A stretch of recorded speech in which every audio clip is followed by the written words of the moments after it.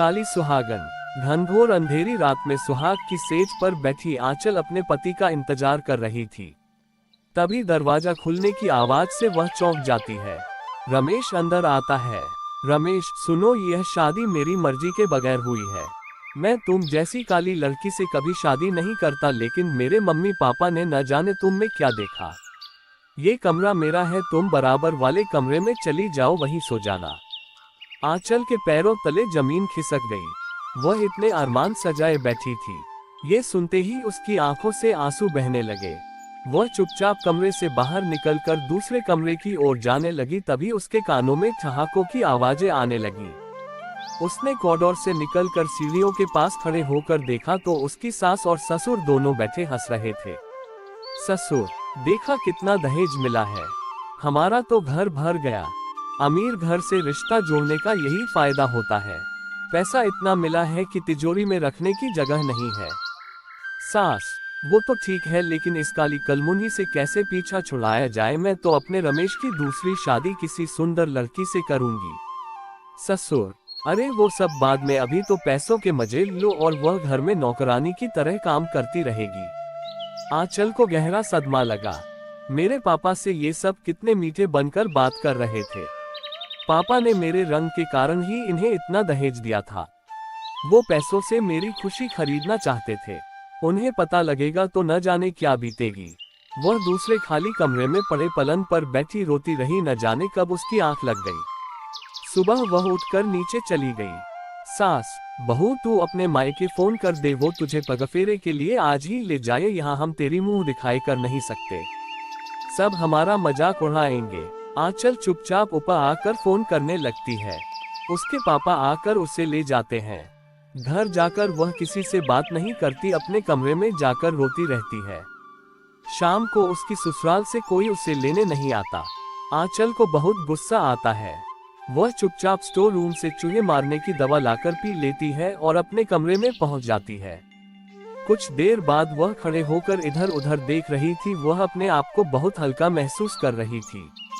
तभी वह देखती है सामने उसका ही शरीर पड़ा था। वह एक आत्मा बन चुकी थी जिसकी मुक्ति बहुत दूर थी। ये कष्ट तो जिंदा रहने से भी ज्यादा परेशान करने वाला था। वह सीधे अपने ससुराल पहुंच जाती है।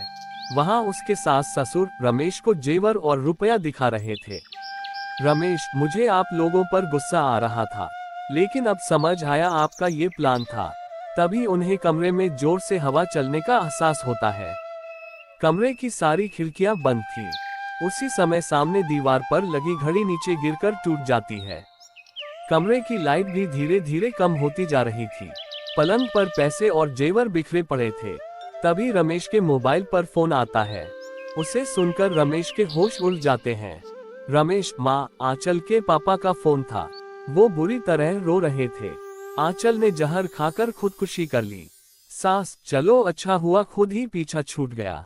चल अभी तो वहां चलते हैं। कुछ दिन बाद मैं तेरी पसंद की लड़की से शादी करा दूंगी।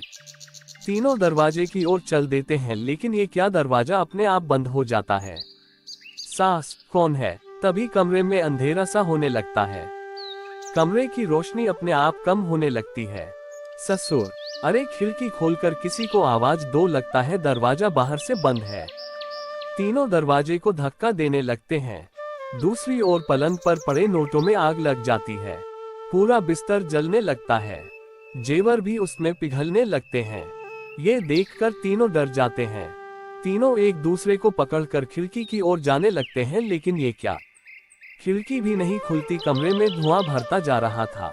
सास ससुर का खांस खांस कर बुरा हाल था। रमेश उन्हें नीचे बिठा देता है। वह खुद दरवाजा खोलने की कोशिश करता है। पलंग की आग बुझ चुकी थी, बस थोड़ी सी सुलग रही थी।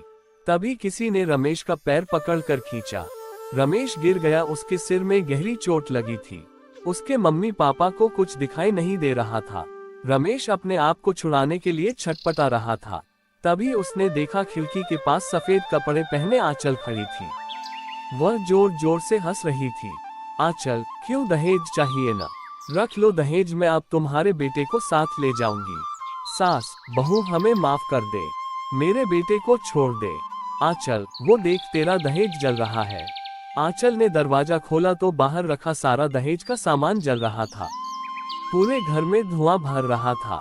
इधर रमेश बेहोश हो चुका था। आंचल उसके सीने पर बैठी उसका गला दबा रही थी। कुछ देर तक रमेश पैर पटकता रहता है, फिर वह दम तोड़ देता है। ये सब देखकर रमेश के मम्मी पापा बेहोश हो जाते हैं। जब उन्हें होश आता है तो सामने पुलिस इंस्पेक्टर खड़ा था। इंस्पेक्टर, आप ठीक हैं? ये सब कैसे हुआ? ससुर, बहू ने मारा मेरे बेटे को, उसे पकड़ो। इंस्पेक्टर, आपकी बहू तो सुबह ही मर चुकी है। सास, नहीं, हमारे सामने ही उसने मारा है मेरे रमेश को, उसे मत छोड़ना। रमेश के मम्मी पापा इंस्पेक्टर से गुहार लगा रहे थे, साहब हमें बचा लो, नहीं तो वो हमें भी मार देगी। वही यही है, आप उस कमरे में देखो। इंस्पेक्टर पूरा घर देख लेता है लेकिन कोई नहीं मिलता। रमेश की लाश को पोस्टमार्टम के लिए भेजकर वह चला जाता है। इधर आंचल का शव लकड़ियों पर रखा था। उसके पिता बिलख बिलख कर रो रहे थे।